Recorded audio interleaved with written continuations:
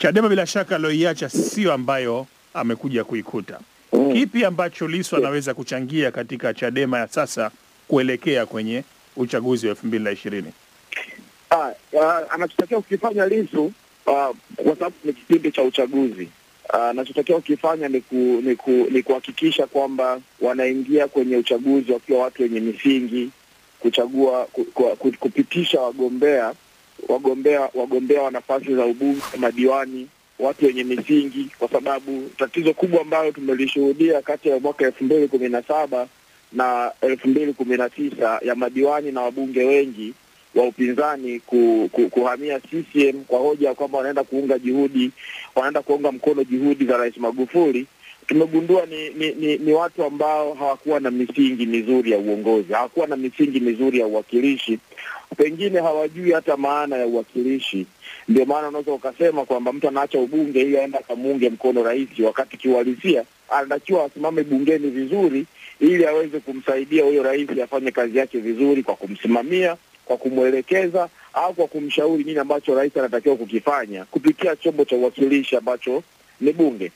Haya ndio mambo ambayo tunafikiri Chadema wanapaswa kufanya. Lissu kwa sababu sasa hivi yeye ni makamu mwenyekiti, ana nafasi kubwa sana ya kushirikiana na viongozi wenzie kwamba kuelekea uchaguzi mkuu mwaka 2020 Chadema kinapaswa kupitisha wabunge ambao wanajua maana ya kuwa wabunge, wabunge ambao wanajiheshimu, wabunge ambao wana uchungu na fedha za umma, kwa sababu kuwa mbunge mwaka mmoja alafu unaenda kujiuzuru tu, baada ya kujiuzuru uchaguzi mwingine unafanyika, unagombea tena na unashinda. Tumeshuhudia kwamba katika chaguzi kama hizo marudio, uchaguzi mdogo, tumeshuhudia damu za watu zikimwagika. Tunamlilia mtoto Akwilina aliyeuawa kwa risasi Februari 16, 2018 kwa sababu ya uchaguzi ambao ulifanyika baada ya mbunge aliyekuwepo kuunga juhudi mkono. Tumeshuhudia watu wakikata mapanga kwenye uchaguzi. Kwa hiyo haya yote lazima kuhakikisha kwamba wabunge ambao watakaopitishwa kwenda kugombea wakishinda, basi wawe ni ambao wanazingatia kuna maisha ya watu, hizi fedha ni za watu. Ndio, ni demokrasia mtu kuhama kutoka chama kimoja kwenda kingine, lakini lazima kuangalia kwamba pamoja na demokrasia una sababu gani za msingi za kukuhamisha basi. Lakini namna gani Maloto hilo anaweza kulisaidia Tundu Lissu? Kulisaidia ni kwenye michakato. Kwa sasa bado ndio kwanza maoni yameshafanyika Chadema kwenye majimbo na washindi wameshaonekana, lakini kama kwa nafasi za juu bado wana nafasi za kuhakikisha kwamba wanapata krimu ambao ni bora zaidi, ili kwenda kwenye uchaguzi wakiwa na wagombea bora zaidi watakaoweza kukisimamia chama chao katika nyakati zote za jua na mvua. Sasa haiwezekani ukawa na wabunge ambao ukitokea mtikisiko kidogo wabunge wanahama, wanakimbilia huku, wengine wanahama wanakwenda hivi, na tumeona kwamba wabunge wengi sana ambao walikuwa wamehamia waliunga juhudi mkono wameangushwa kwenye kura kama maoni CCM. Hatujui kama itatokea huruma ya juu ya chama chao kuweza kuwarudisha wagombee tena, lakini nadhani kwa sababu umeniuliza Lissu anapaswa kufanya nini baada ya kukuta chama kikiwa hivyo, kwa tofauti ya ambayo aliacha tangu Septemba 7, 2017 kupigwa risasi, jibu langu ni hilo kwamba ahakikishe anasimamia mchakato vizuri wa kupitisha wagombea ambao ni safi sana, ambao wanajiheshimu, ambao wanajitambua, ambao wataweza wakishinda watasimamia vizuri majimbo yao siku zote na kulinda heshima na hadhi ya chama chao. Naam, asante sana Bwana Dr. Maloto. Bwana Khalifa Saidi, tuingie katika ngwe ya mwisho ya kipindi chetu, na ngwe hii itakuwa ni ya kuangalia namna ambavyo kama mambo wameanza Maloto, ya kuangalia Lissu wa baada ya kurudi Tanzania. Lissu huyu atakuwa ni Lissu aina gani, na Lissu huyu angetakiwa afanye kitu gani? Wewe ukiwa mwandishi wa siku nyingi, mchambuzi wa masuala ya kisiasa, ungepata nafasi ya kuzungumza na Lissu, ungemshauri kipi akifanye hivi sasa na ambacho kingekuwa na maana na faida kwake na kwa chama chake bila shaka kwa nchi yake ya Tanzania?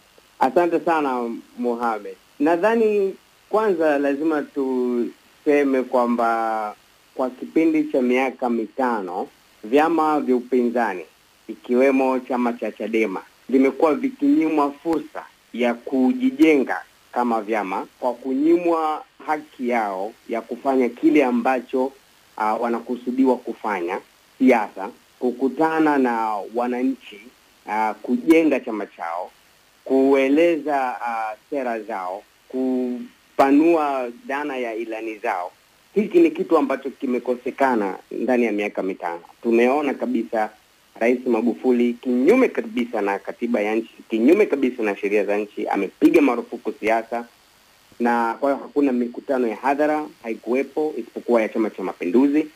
Lakini haikuishia hapo, hata mikutano ya ndani tumeona ikiwa ni ngumu kufanyika kwa sababu mbili. Moja, kwanza viongozi wengi wa upinzani wana kesi mahakamani, kwa badala ya kutumia muda ule kukutana na viongozi wao kwenye ngazi ya matawi na ngazi ya mashina, wanapambana na makesi hapo Kisutu. Lakini pia pale wanapopata fursa ya kwenda huko kwenye matawi na mashina ya kukutana na viongozi na wanachama wa ngazi hizo, polisi tumewaona wakivamia kwenye vikao hivi hapa na kuvuruga vikao hivyo na kuwakamata viongozi hao. Kwa huu ndio muktadha ambao uchaguzi wa mwaka 2020 utafanyika.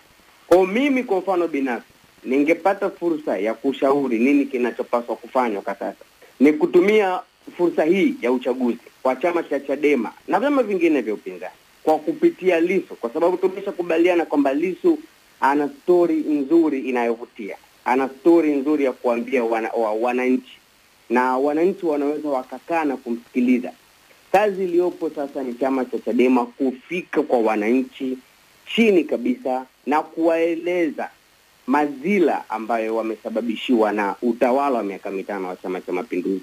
Kwa kiasi kikubwa sana wananchi wengi hawajui, na tutakuwa wa kweli kabisa kwamba ukizungumza na mwananchi wa kawaida, tusijidanganye, tukizungumza na wananchi wa kawaida, wananchi wengi wanaona kabisa kama Rais Magufuli amefanya mambo makubwa sana. Kwa sababu hawa wananchi wanaangalia TBC, wanaangalia na redio zetu na TV zetu ambazo hazina uwezo wa kuiwajibisha serikali. Kinachotangazwa kwenye TV hizi, kinachoandikwa kwenye magazeti, kinachosemwa kwenye redio ni kizuri tu kuhusu serikali. Na watu wetu wengi wanaangalia TV hizi, wanasikiliza redio hizi. Kwa ni wakati mwafaka kwa vyama vya upinzani kuwafikia wananchi na kueleza kiunagobaga kitu ambacho serikali kwa miaka 5 imefanya, na katika njia ambayo wananchi wanaweza wakaelewa na kuona umuhimu wa kuondokana na Chama cha Mapinduzi katika uchaguzi wa mwaka 2020. Na kusema kweli ni kwa manufaa ya Chama cha Mapinduzi kwamba kishindo kwenye uchaguzi wa mwaka 2020. Chama cha Mapinduzi ni chama kikongwe sana, na kama kila kitu kikongwe inafikia muda inakuwa huna mawazo mapya ya kuongoza nchi.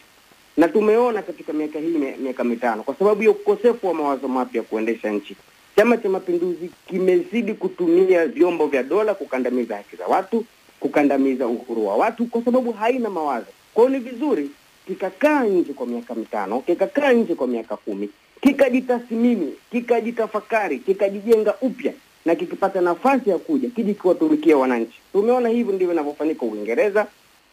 Conservative wanaingia miaka 4 wanaondoka, wanakuja Labour. Marekani Democrats wanaingia, kinaondoka, wa Republican wanakuja, kwa sababu chama kinapata nafasi ya kujitafakari na kujitathmini.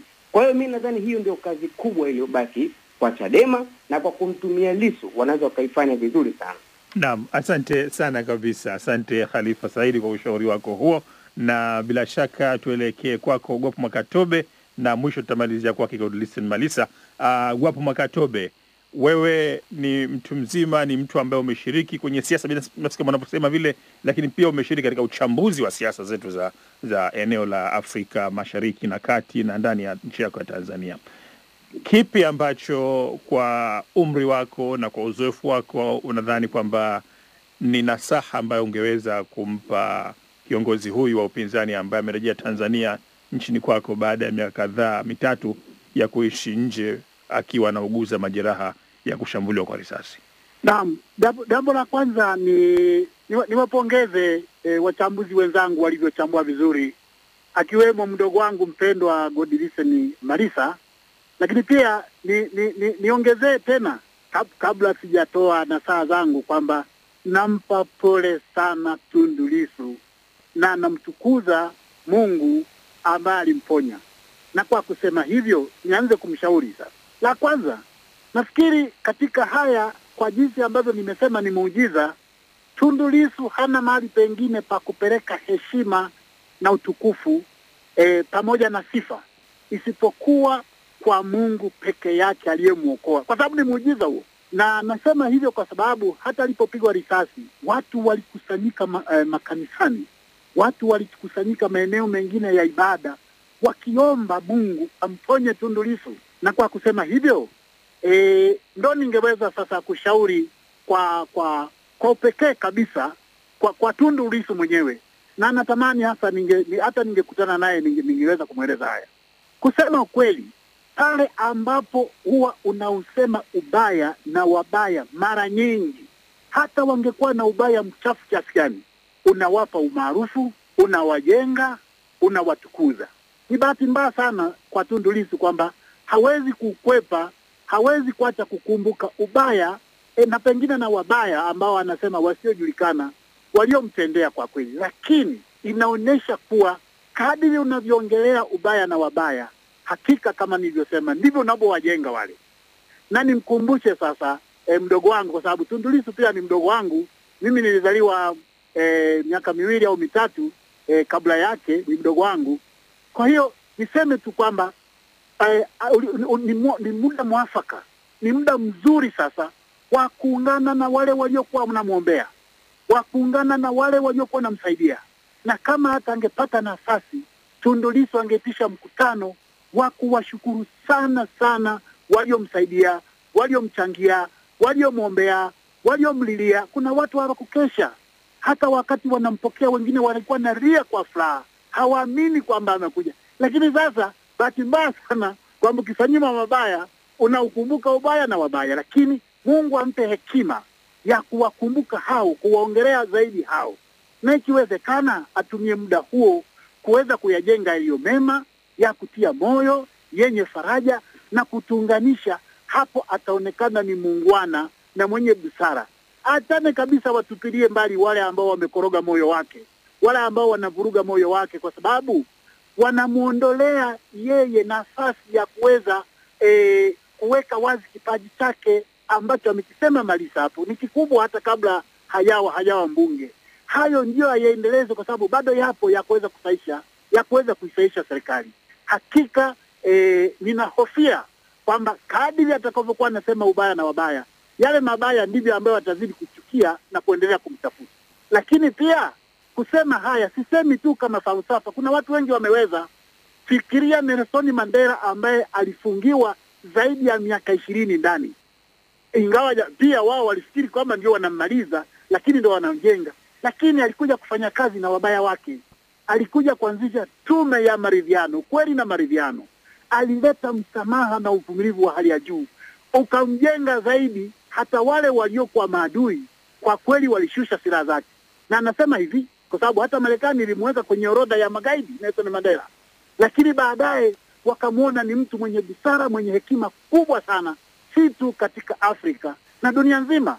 Hata nchi ya Canada ikatamani awe raia wa Canada, wao wanamtamani. Ikaondoka na ubaguzi wa rangi.